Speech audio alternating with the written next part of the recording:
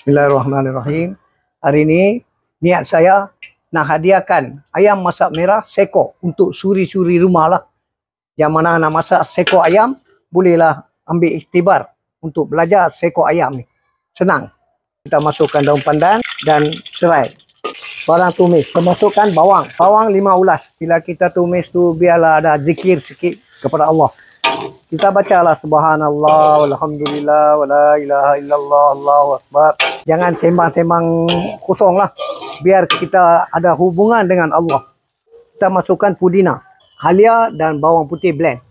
Satu sudu lah. Kita masukkan cabai hidup dan cabai kering blend. 10 camca.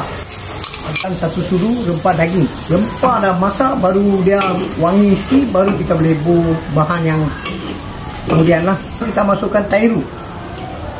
Sekarang kita masukkan tomato hands. Anggaran dia dalam 100 gram lah. Garam cukup rasa lah.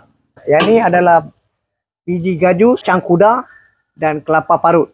Di blend. Kita masukkan santan lah. Santan ni adalah untuk RM2. Rempah dah sebati dah siap dah. Kalau perlu kuah banyak, kita masukkan air sikit.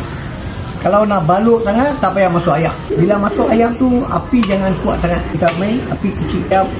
Daging dia empuk. Sekarang kita boleh masuk ayam lah. Ayam ni seekor, kita potong 10 lah. Ada yang potong 12. Untuk masakkan, nak proses ayam dah jadi empuk tu, lebih kurang dalam 20 minit lah. Api kecil lah, jangan api besar.